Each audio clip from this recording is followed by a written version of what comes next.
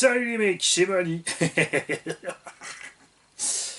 Avec un petit rappel des règles de sécurité, nous allons ici faire la révision de Willy, le RFO à Tonton Isalex. Petit rappel de sécurité de la part de Parrain Toons. Quand vous travaillez avec du gras, des produits chimiques, mettez des gants adéquats. Pour travailler normalement sur la machine, des gants latex suffisent. Quand vous attaquez la graisse et les huiles, il faut des gants en nitrile qui résistent aux hydrocarbures. Ça, c'est un fait. Si vous disquez ou meulez, faites des trucs bruyants, vous mettez des bouchons ou un casque, vous avez des lunettes de travail, parce que ça, ce sont des lunettes de travail, ce sont des verres qui ne se brisent pas, c'est du plexi. Protection simple. Il y a évidemment les lunettes intégrales fermées ou autres pour ceux qui préfèrent. Et si vous faites quoi que ce soit qui fait de la poussière, meuler, disquer, peindre, utiliser ne serait-ce qu'un aérosol. Tout connement, ça c'est de l'hydrocarbure, donc il faut les gants, c'est aérosol, t'en fous plein partout. Si t'es pas dehors à l'air libre où le vent va de derrière toi vers devant et pas l'inverse, tu ne travailles pas avec de l'acide en te mettant en ventilo dans la frimousse, et surtout tu ne travailles pas avec de l'acide dans la RC, ne touche pas à l'acide. L'acide c'est pour nettoyer les chiottes, c'est pas pour nettoyer tes diffs. Donc ça, règle de sécurité importante à observer. Ça prend du temps, c'est vrai, de s'équiper de ce machin. Ça a un petit budget aussi, mais c'est vital. Tu prends l'habitude quand tu es petit, ça sera un automatisme quand tu seras grand. Tu le prends pas, vous l'avez vu, je travaille tout le temps sans ces foutus gants. C'est mauvais, c'est pas bien, ne le faites pas. Vous me verrez encore souvent sans les gants quand même, parce que c'est une sale habitude à la noix. Je vous invite tous, quand j'ai pas ces lunettes sur la tête, quand j'ai pas les gants, à m'engueuler. Vous écrivez dans les commentaires en dessous, vous m'envoyez SMS ceux qui ont le numéro. Faut faire gaffe à vous les ptios, le monde autour est assez dangereux comme ça. J'ai l'alimentation sur la caméra, j'ai la zapette. Ce qu'on va faire, c'est qu'on va vous approcher pour que vous puissiez voir ce qu'on fait. Donc on a ici un engin qui a au préalable été par Tonton Isalex traité avec quelques produits pour éviter, parce qu'il baignait dans la flotte, enfin il a passé dans l'eau, donc il l'a reçu rouillé et autres, bon, il savait ce qu'il achetait, il a eu un petit budget en conséquence, et il a donc traité l'extérieur pour pallier déjà à ce genre de choses, et il a confié la machine au garage pour voir ce qui se passe dans les entrailles. Niveau des diffs et autres, s'il y a de la rouille sur couronne, enfin couronne de diff, pignon d'attaque, c'est pas grave. Si c'est sur les axes où sont glissés les roulements dessus, ça t'empêchera d'enlever le roulement proprement. Pneumatique, évidemment souffert, les mousses se sont remplies d'eau, les roues pèsent une blinde et ça détruit la mousse quand tu roules avec de l'eau dedans. La seule chose à faire, c'est de percer la surface de roulement, donc soit avec un forêt, là il y a un tout petit trou 2, ça suffira pas. Généralement j'utilise une fraise pour fraiser, enfin faire un petit trou propre à 3, donc comme pointer dedans en fait avec le truc à ceinture, pour permettre à l'eau de sortir. Tu t'organises évidemment suffisamment de bacs et de petites choses pour poser tes éléments dedans. Principalement, moi je divise en 3 parties, train avant, train arrière, et partie centrale, un petit bac à part pour l'électronique, et ensuite j'utilise encore, une fois que je démonte chaque essieu à part, ensuite un bac pour les parties métalliques qui ont rouillé, qui sont à traiter, et un bac pour les pièces, tout ce qui est alu, tout ce qui n'est pas rouillé, etc. Carreaux, mauvais. Comme vous pouvez constater, le travail de Tonton a été grandiose. Vous n'avez pas vu la machine avant, mais il faut s'imaginer donc tous les cardans avec un voile de rouille, toutes les biellettes, etc. Parce que c'est pas inox ce que fait Traxxas. Pourtant, on peut voir là que malgré la flotte, ça s'en tire mieux que Arrma. C'est un fait. Depuis le début, on n'est tous pas contents avec Traxxas pour la sensibilité à l'eau. Pneu arrière aussi, il est déchiré, mais celui-là, on va recoller. Méfiez-vous aussi, tiens, on en parlait un autre jour. L'intérieur des jantes qui peuvent se remplir, toutes les rainures qui peuvent se remplir de gravier et de caillasse, ça fait des balourds et surtout que ça fait de grosses vibrations. La terre et la boue aussi, il faut de temps en temps s'arrêter et racler, c'est clair, la neige, pour éviter ça. Équilibrer les roues c'est bien, mais quand tu roules c'est inutile parce que la jante se déforme dans tous les sens. Et comme dit, t'embarques des cailloux, de la boue et de la neige, donc ton équilibrage il est juste bien les 5 premières minutes, après c'est fini, il ne sert plus à rien du tout. Hormis évidemment sur un véhicule de piste avec des roues qui tournent très vite, dans un environnement où il ne risque pas de prendre un balourd extrême. Voilà, je vais mettre ça à côté. Hop. Voilà. Donc la rouille diff, couronne pignon de diff, c'est pas trop grave. Il faudra voir l'état des roulements, c'est eux qui vont souffrir le plus, puisque les roulements en track ça se rouille vite, les billes rouillent vite. Donc là ça te fait des gros problèmes de frottement, de réchauffement, etc. C'est impossible de sauver un roulement en y ajoutant quelque chose dedans pour relisser la surface, vu que c'est un tore. Un tore, c'est, t'imagines une bille, et ça sur une circonférence. C'est donc un cylindre en forme de sphère. Si tu suis le raisonnement, tu peux faire une chape sur du truc plat, mais comme c'est un anneau, c'est pas possible. En plus, c'est convexe, donc tu oublies. L'apport de matière n'apportera rien, à part des dégâts supplémentaires. Il y a comme ça qui ont des rêves étranges, qui inventent des théories pour que vous alliez voir les vidéos. Ils ont raison, ça marche. Beaucoup d'entre vous sont allés voir ces vidéos. Et j'ai tout préparé sauf la visseuse. Bravo Mani! Alors là, on te félicite Mani. Bon travail, c'est pas grave, on va prendre la visseuse de secours. Je vais voir s'il n'y a quand même pas le nain d'atelier qui est passé par là. Bah oui, c'est encore sa faute. Ça va quand même pas être la mienne. Et Evo 2, on va aussi profiter de cette révision. Oui, ça va être un long blabla, ça va être complet. Pour parler de son point faible, c'est-à-dire son tulle. Parce qu'à l'avant ça se passe bien, à l'avant, à l'arrière moins bien.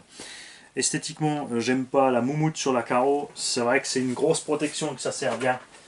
Je suis pas fan de ça sur cette carreau. Les couleurs j'aime bien, que ce soit la bleue, la bleue orange, la bleue verte, j'adore.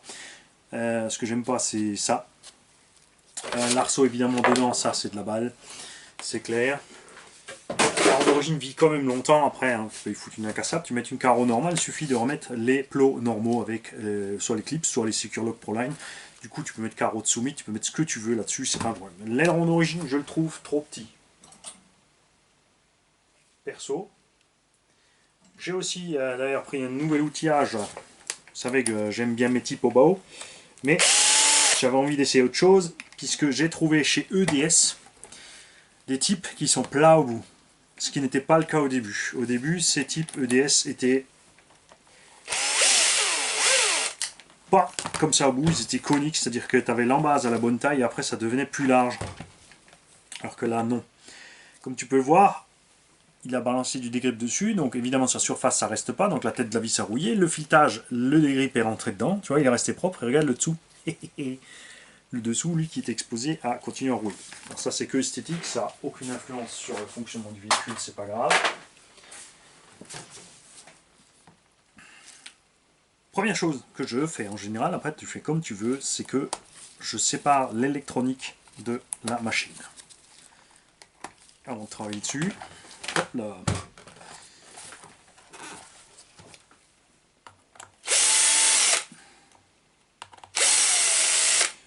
Donc là, on a 4 vis par cerveau pour la fixation. Alors là, la machine est propre, donc je travaille juste sur le tapis. Quand la machine est plus crade, je travaille en général sur un bac, ce qui permet de tout simplement récupérer tous les éléments dedans. Je vais enlever tout ce qui est fixé avec d'abord des vis de la même taille. J'aime bien évoluer par taille de vis, ça évite de changer 36 000 fois l'embout. Je me demande quand même ce que j'ai réussi à faire de ma visseuse. Je sais. Je suis en train de monter des meubles pour ma chérie. Maintenant que mon nain d'atelier a repeint la maison, on va lui refaire son bureau. Voilà. Là aussi, comme tu peux voir, tu vois, les produits ne sont pas arrivés proprement jusque là, donc on a le pignon moteur qui a de la rouille dessus. Le plus inquiétant toujours, ce sont les roulements moteurs. Le moteur lui-même ne craint pas la flotte, mais par contre, ces roulements, oui. Sur le Vario, on a du 2 mm.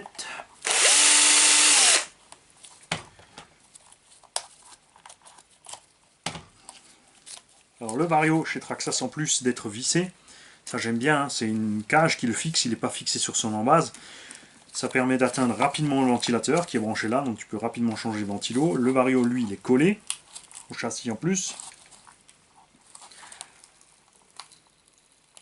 Alors un peu vache, c'est que le dessous du Vario a un profil, ce qui fait que il existe une mousse spéciale Traxxas pour suivre le profil. Après, si tu as une assez épaisse, tu peux le faire par toi-même.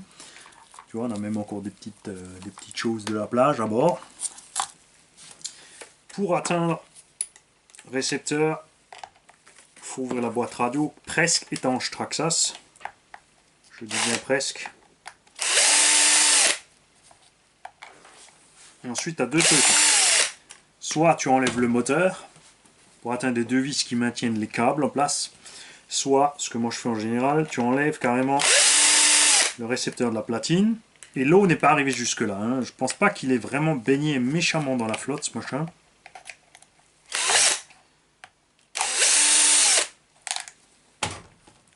Ce qui fait que tu peux reculer ton boîtier, regarde là, et là tu atteins tout le reste. Si tu veux débrancher. Moi je vais laisser ça comme ça. On va poser tout l'électronique tout simplement à côté comme il est là. Puisqu'on arrive à tout de cette façon là. Toi, si tu n'es pas sûr de ton coup pour les vis, n'hésite pas surtout à te faire un bac avec, où tu peux noter quelle vis va où et tu mets les choses dans les bacs ou dans une feuille de papier tu les plantes ou dans un carton que tu peux garder. Je conseille le carton parce que tu peux le laisser de côté, comme ça quoi qu'il arrive, après quand tu démontes ta machine tu te fais des éléments. Tu mets boîte radio, tu dessines ta boîte radio, tu plantes les vis où elles sont dans la boîte radio à la bonne taille.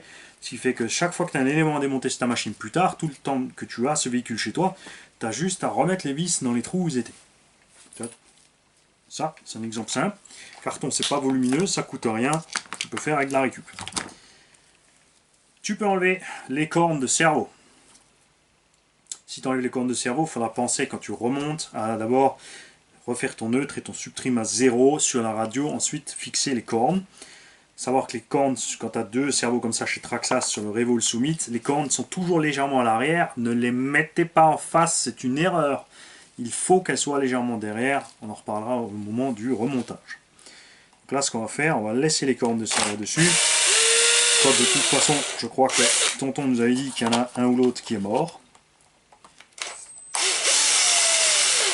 Je crois qu'effectivement, celui-ci est mort. Vous avez vu, quand on a dévissé, il est direct à aller se promener plus loin que ce qu'il est censé aller.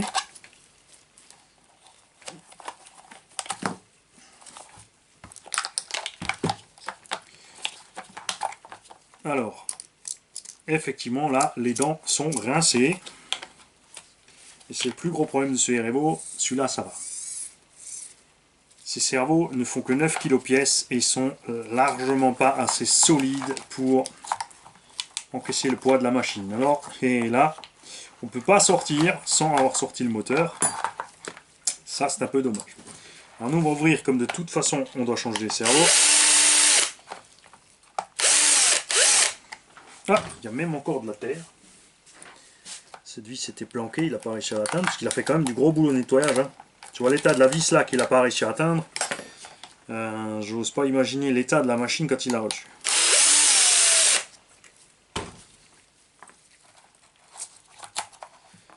Voilà. Alors chez Traxxas, attention, il y a 2 fois la voie 1, puisque les récepteurs sont prévus pour 2 cerveaux de direction. Donc les 2 premiers plots sont pour la direction, parce que nombre d'entre vous se trompent et me branchent donc le cerveau en voie 1, le récepteur, les gaz sur le deuxième pin, donc pas la voie 2, toujours la voie 1, ce qui fait que quand tu tournes à gauche, il accélère ou il freine en même temps, et quand tu tournes à droite, il fait l'inverse.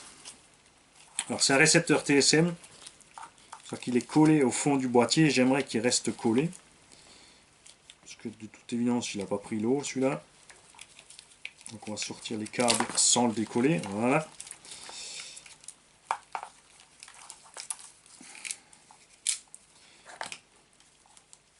Très bien. Alors, le câble, ici a été scotché, nous allons le voir ensemble.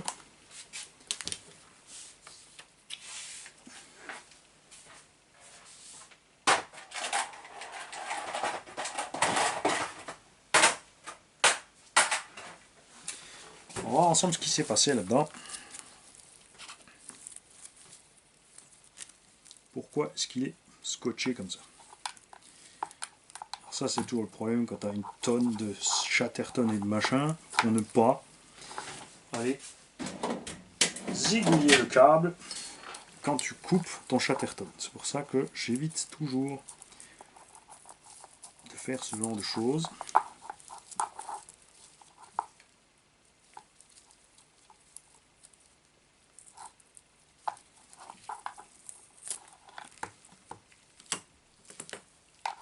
Le câble n'a rien. Tant mieux. C'est cool.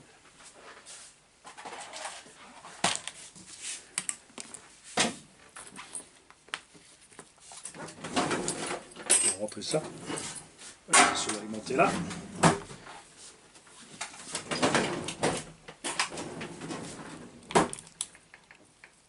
Alors le Vario Traxxas, comme beaucoup de variateurs à l'heure actuelle, est étanche. C'est-à-dire qu'il est coulé dans la résine, mais attention, attention, il y en a quand même plein qui ont eu des soucis après des gros bains dans la flotte, parce qu'il y a des bulles dans la résine, et qui dit bulles, dit possibilité de passage de l'eau, et surtout, le pire ennemi de l'électronique, la condensation.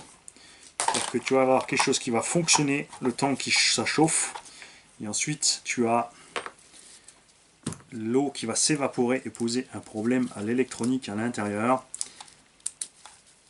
Et ça, tu n'y peux rien. Aussi, quand tu roules dans l'eau, il peut se mettre en défaut. Là, tu as les petits pins ou slots qui servent à brancher donc le kit d'éclairage ou la prog. Et quand tu as de l'eau là-dedans, ce qu'il y a en permanence sur un des pins 5 volts qui sortent de là, tu as une résistance qui se crée entre les plots et le Vario se met en défaut. Là, tu vois, on a déjà de l'oxydation sur la prise du Vario. Et regarde aussi, ça, c'est un point impossible de l'entrée d'eau, les branchements du fusible. Ce fusible est pour le bec. Si ton fusible est oxydé, tu n'as pas de contact, ça te posera des problèmes évidemment de réception et de bec. Tu vois, regarde, l'eau salée a rongé le traitement des connecteurs. Donc ça, il faut y faire gaffe. Les trucs full waterproof comme ça, c'est sympa. D'un autre côté, ça peut poser problème. Si tu casses un câble à ras, tu ne peux plus rien faire pour le sauver. C'est le mimi, c'est la ras, c'est la merde. Tu vois, il est complètement coulé dedans. Et si tu regardes, ce variateur est ridiculement petit. Il est tout plat. Et c'est que son boîtier qui font qu'il est l'impression que c'est un gros Vario. Et dedans, il y a 3 fois rien. Alors, on va enlever rapidement les vis aussi là. Nous allons ouvrir le cerveau foutu pour vous montrer ce qui est arrivé dedans. Et on fera une autre vidéo pour attaquer la partie mécanique. Je vais couper la vidéo après. On va ouvrir l'électronique pour voir ce qui se passe. Le récepteur aussi, tu peux l'ouvrir, il y a des clips sur les côtés. Après, il faut couper l'étiquette Traxxas pour accéder à ça. Là, toute évidence, on n'a pas d'eau dedans, donc on ne va pas l'ouvrir spécialement pour voir. Ça tombe bien qu'on ait reçu de la part de Parintools du nettoyant électrique. Alors, on va attaquer le cerveau, on va prendre celui qui est déglingué. On va sortir les petits tournevis. Bougez pas, chat.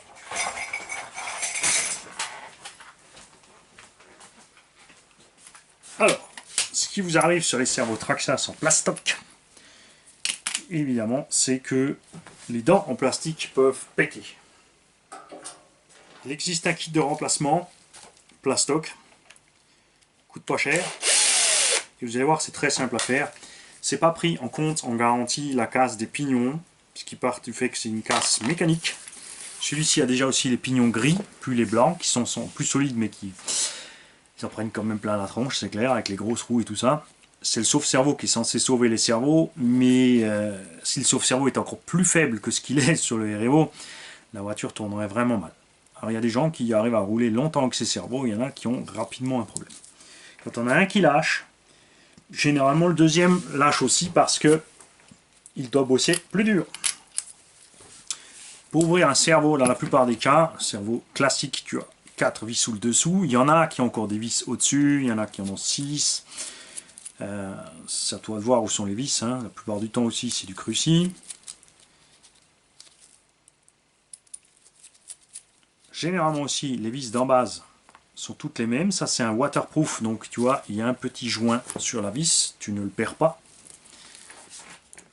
Tu ne l'abîmes pas, sinon il n'y aura plus waterproof.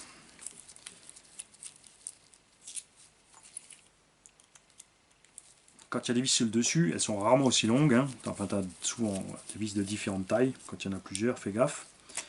Là, c'est pas le cas. En dessous, tu as l'étage électronique. Autour de ce carter, il y a aussi un joint torique qui est tendu autour, qui se glisse ici dans cette gorge ou rainure pour éviter que la flotte ne rentre. Les câbles sont bien moulés aussi dans un truc en plastique. De plus en plus, on voit des câbles sortir un peu ailleurs sur les cerveaux, donc méfiez-vous quand vous achetez d'autres cerveaux, à bien avoir la place pour que ces câbles puissent sortir ailleurs, parce que ce n'est pas le cas sur tous les véhicules. Là, en enlevant les vis du dessous, qui sont filetées là-dedans, on a aussi séparé le carter supérieur. Donc tu pousses sur le pignon, tu enlèves ton carter, ce qui te permet d'enlever le carter et de laisser les pignons dedans, tu vois. Et là, clairement, on voit les pignons qui sont bien gris par rapport aux anciens qui sont vraiment blancs. Et tu vas rire. Regarde. J'étais tellement persuadé, parce que j'ai tellement pas confiance dans ces cerveaux, que c'est le cerveau qui a lâché, que ce n'est pas le cerveau. C'est ta corne de cerveau qui est morte. C'est la corne de cerveau qui a tourné sur les pignons. Sauf si j'ai ouvert le mauvais. Voilà. Donc ce cerveau il est bien entier. Et là où l'eau rentre dans ces cerveaux, c'est pas grave si on l'a ouvert, vu que celui-ci est entier et connaissant tonton Isalex, ce cerveau va rester là pour les engins les petits. Tu as donc aussi un joint torique au-dessus. Et là où l'eau rentre dans ces cerveaux, tu vois, ils n'ont pas mis ni de roulement étanche, ni de joint torique en haut. Donc l'eau, quoi qu'à moins qu'il soit là. Si, regarde, on a un joint torique là-haut. Voilà. Généralement, il reste collé là. Tac. Mais c'est généralement ici, à ce niveau-là, que l'eau rentre dans les cerveaux, envahit l'étage mécanique et arrive quand même à un moment ou un autre dans le cerveau. Bon, il faut vraiment que ça veille. Alors celui-là, on va le mettre de côté, il est complet. On a remis le joint, on va le laisser là. Tu fais gaffe quand tu remontes l'embase, il y a un sens de ne pas écraser quoi que ce soit. Et nous allons ouvrir rapidement l'autre pour voir ce qui s'est passé là-dedans.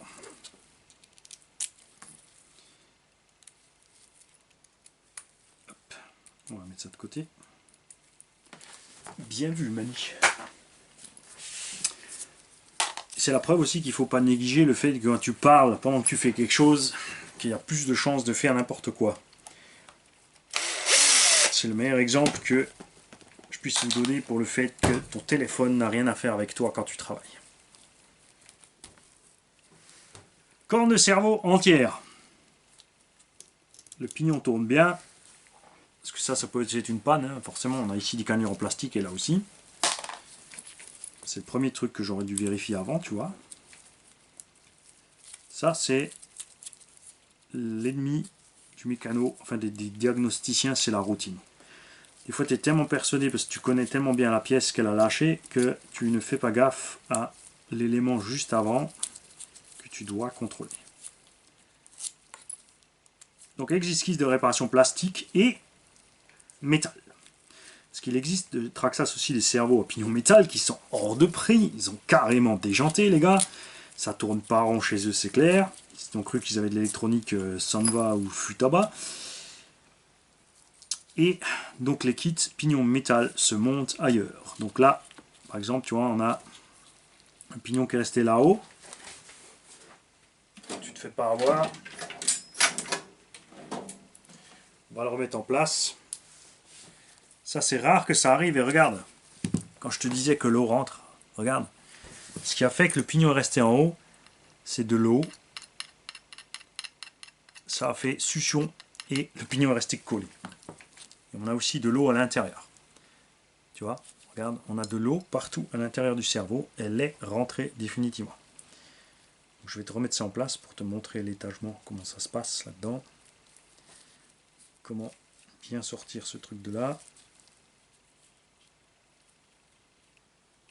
Même probable que c'est ce qui a tué le cerveau si quelque chose est resté accroché là-dedans. Ah ouais, avec les gants, c'est du sport.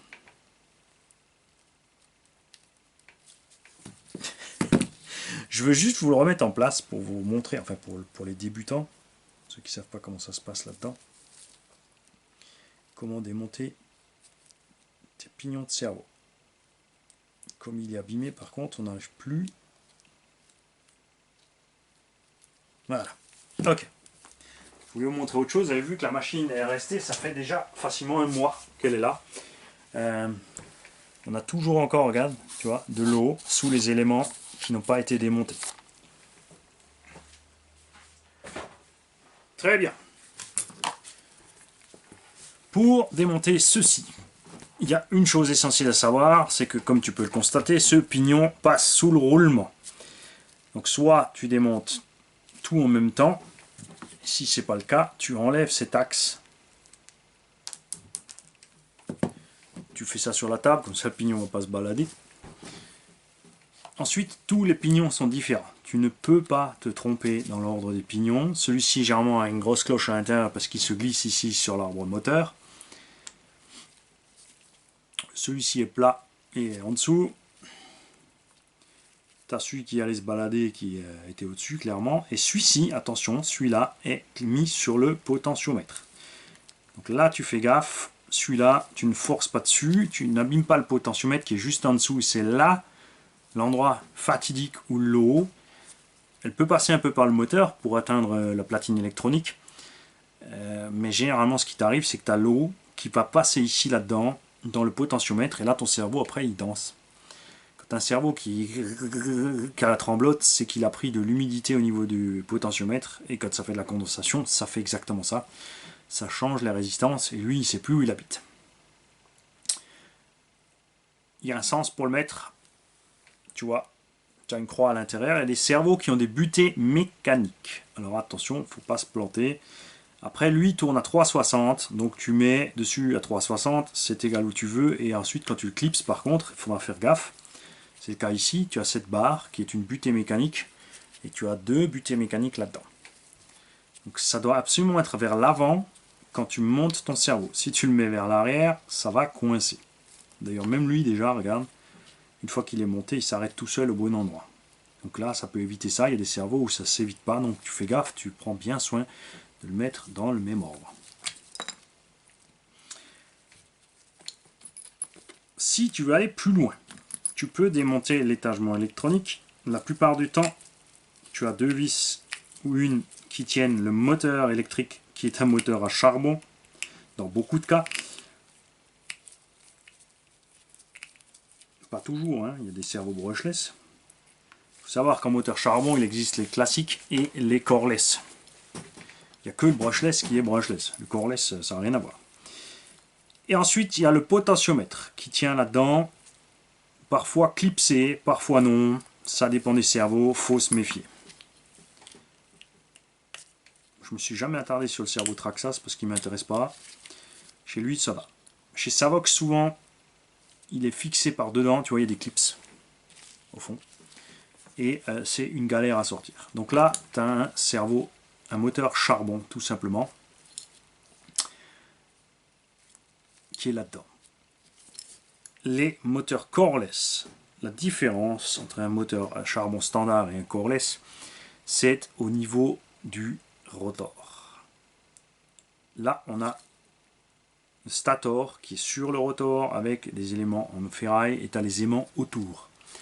Le cordless n'a pas les éléments ferraille, c'est le bobinage qui fait tout le rotor à lui tout seul.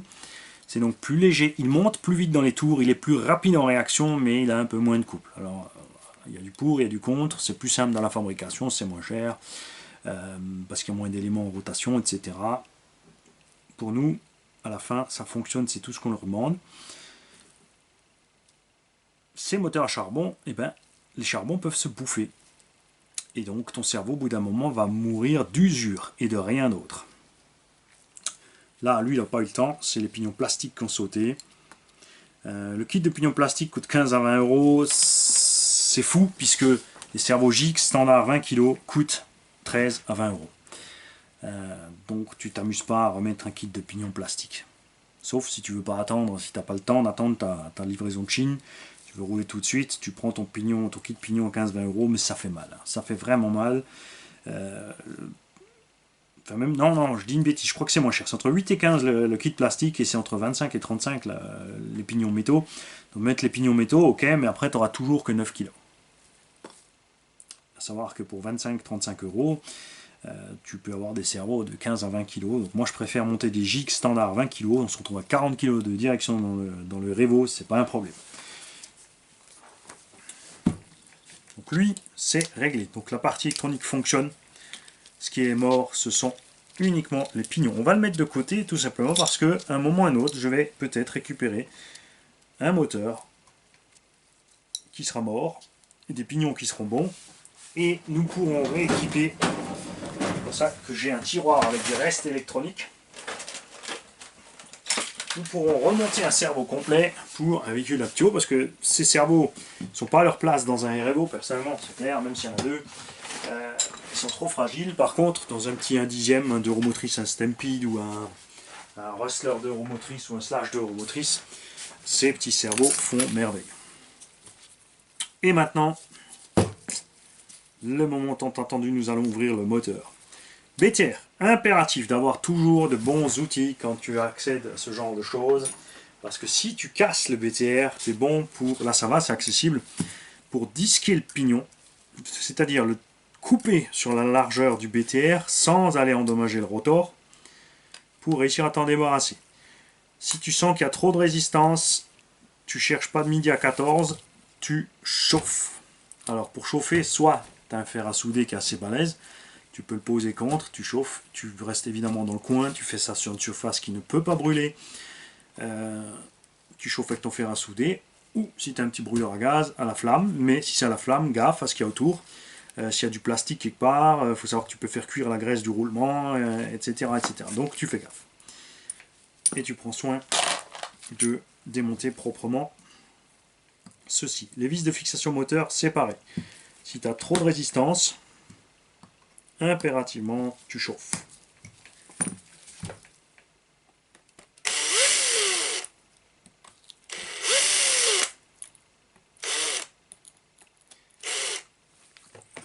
On fera un tuto, un moment ou un autre, j'aurai le temps, pour comment sortir tout type de vis de partout, les solutions de secours et les solutions extrêmes.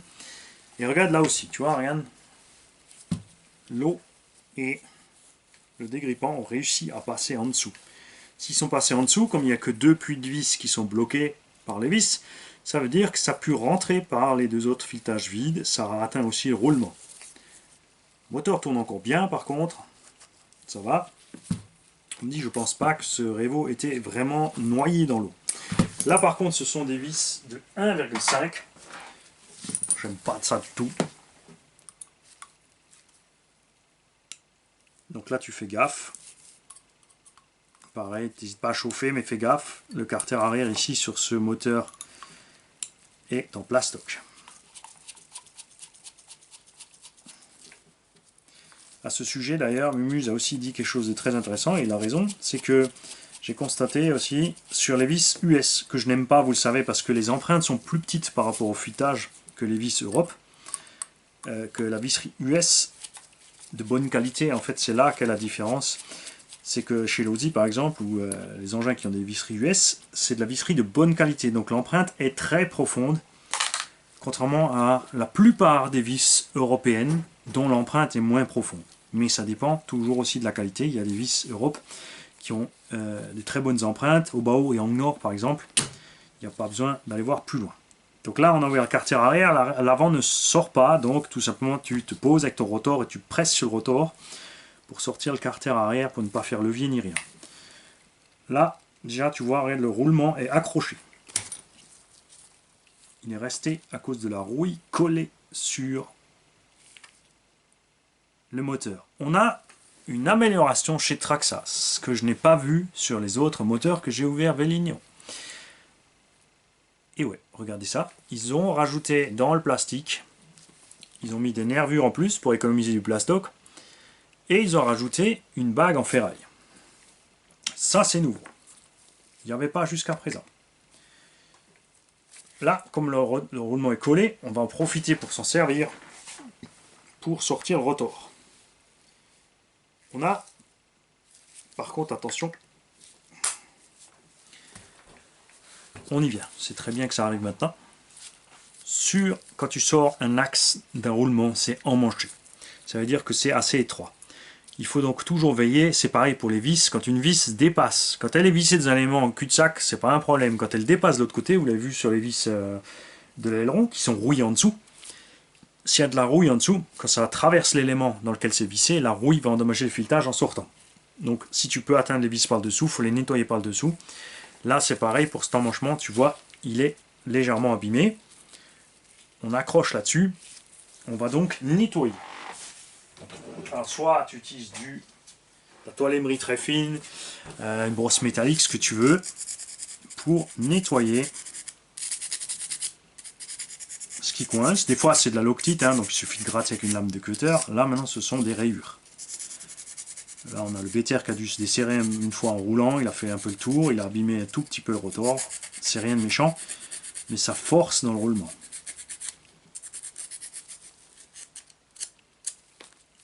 Voilà. Après, si ça peut nous permettre de sortir le roulement avant, c'est pas plus mal, parce que je pense qu'on va devoir le sortir. Ça coince, donc on va faire attention.